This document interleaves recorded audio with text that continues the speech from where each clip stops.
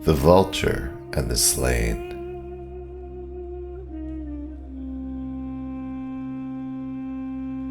Welcome back to the Alef Tav Calendar research project.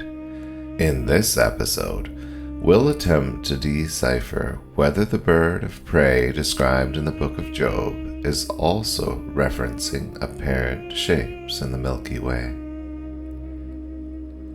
Does the bird of prey fly by your wisdom and spread its wings toward the south?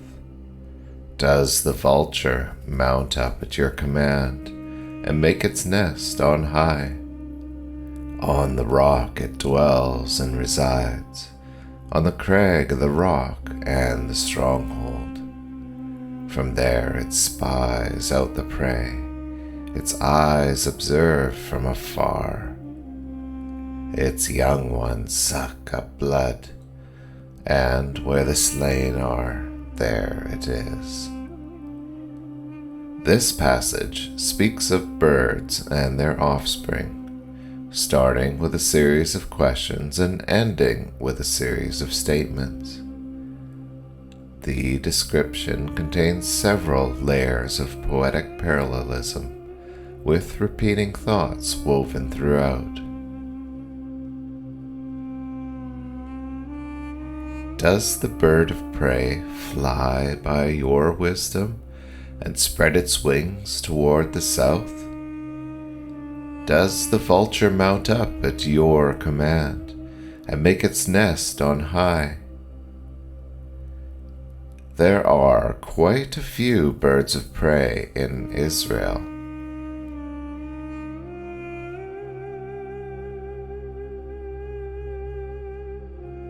The first word used to describe this creature is netz. The lexicon suggests that this is a generic term for a bird of prey rather than a specific species. The second name, nesher, indicates that this is a griffon vulture or eagle. The use of poetic parallelism by the author suggests that the passage is describing the same Eurasian vulture in different ways.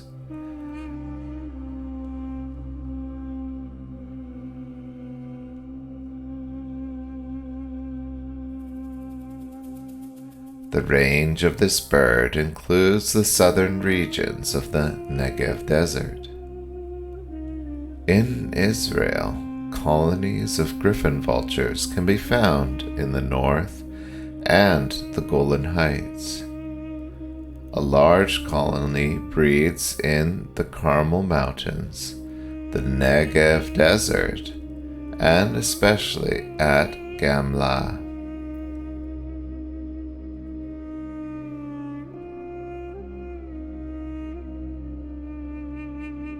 The word south, or Taimon, also conveys the sense of your right hand when facing east. This aligns with the nebulae in more than one way. First, if we look eastward in Stellarium, then look off to the right of the galactic bulge, we see a dark shape resembling outstretched wings. When we examine the compass points closely, this shape is also located toward the south. For those who have been following this research project, you know that apparent shapes are described differently depending on the context. In previous videos, this vulture-like shape was interpreted as an up-facing hand, with a Paleo Hebrew letter Yod at the tip. When this same shape appears vertically on the horizon, it has also been referred to as an ear of grain by the other nations.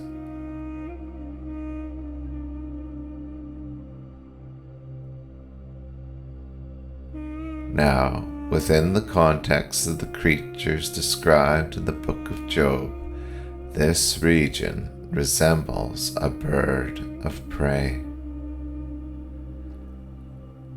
After the narrative mentions the bird's nest on high, it now goes on to describe the dwelling place. On the rock it dwells and resides, on the crag of the rock and the stronghold. The Eurasian Griffon Vulture is known to make its nest high in the crags of the rocks.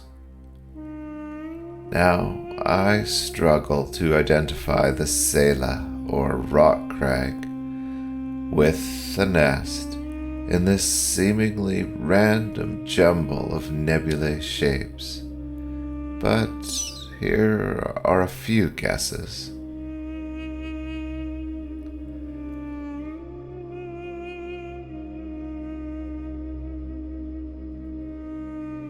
From there it spies out the prey, its eyes observe from afar, its young ones suck up blood, and where the slain are, there it is. These two verses expanded my view and helped narrow in on details. Unlike the other nebulae shapes, where the details were found in the immediate vicinity, here the bird spies out its prey, and its eyes observe from afar. This implies that the details being described may be afar from where the griffon vulture shape is found.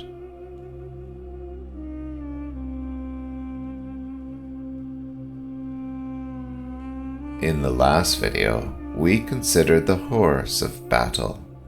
Now, from the vantage point of this vulture, we look beyond the battle horse and find a region with shapes resembling the slain.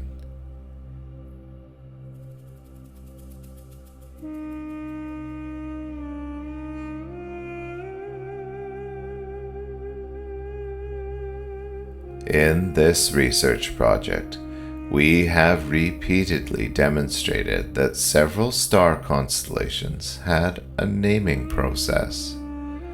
Currently, we connect bone lines between stars, yet in the past it appears they derive the names by following the horizon to observe a recognizable shape in the Milky Way.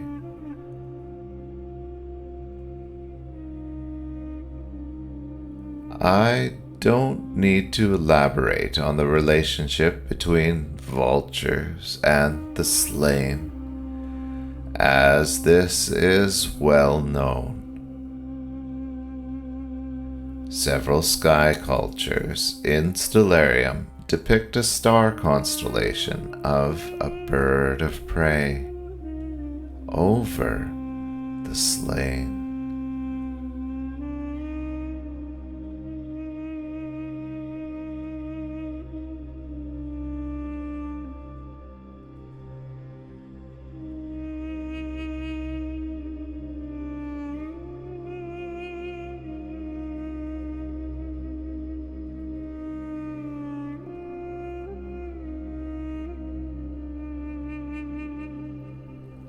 As the night sky is not a private calendar, belonging solely to those nations dwelling in the Fertile Crescent, I could not help myself from making the calendar connection to a fall festival that is still celebrated by many today. A traditional festival that has been passed down through time, a festival seething in our cultural melting pot, both sacred and pagan, a festival for the dead, a festival celebrated when the sunset horizon manifested the slain of the night sky.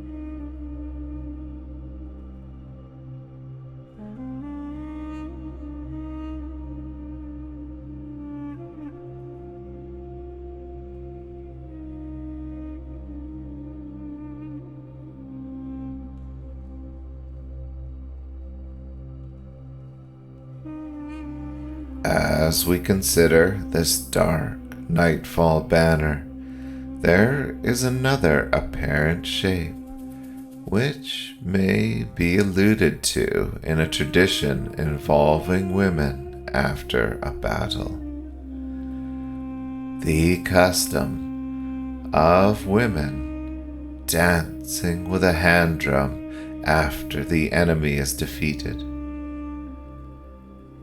With the Egyptians dead at the water's edge, we read, "Then Miriam the prophetess, the sister of Aaron, took the hand drum, and all the women went out after her with hand drums and with dances." After Israel defeated Ammon, we read, "When Jephthah came to the house of Mizpah, there was his daughter coming out to meet him with a hand drum and dancing." Now it happened, as they were coming home, when David was returning from the slaughter of the Philistines, that the women came out of all the cities of Israel, singing and dancing, to meet King Saul, with hand drums, with joy, and with musical instruments.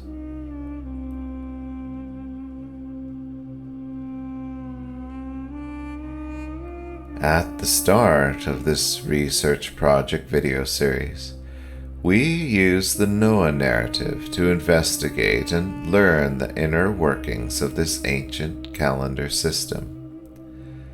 At this point, we can identify a few more details surrounding this calendar system. The date of the flood began with a unique conjunction in the region of Mem, meaning water. This marked the start of the rainy season. During this time of year, the central galactic bulge region of the Milky Way slowly sinks below the horizon each evening. The same galactic bulge region where we found apparent shapes of various creatures is, in a sense, drowned out of sight. The central red portion is replaced by a band of water-like stars. It seems fitting, in terms of this Noah calendar system, that as the red portion sinks below the horizon, the apparent shapes of the dead are noted in the darkness. This narrative poetically echoes the scene observed in the night sky. "And all flesh died that moved on the earth, birds and cattle and beasts, and every creeping thing that creeps on the earth, and every man, all in whose nostrils was the breath of the Spirit of life, and all that was on the dry land died. So he destroyed all living things which were on the face of the ground, both man and cattle, creeping thing and bird of the air. They were destroyed from the earth. Only Noah and those who were with him in the ark remained alive.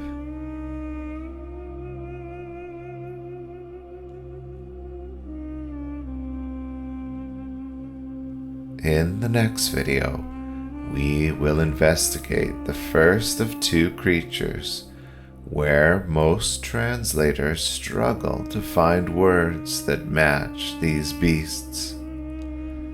The scholars chose to leave the Hebrew names of these creatures in their original forms, untranslated.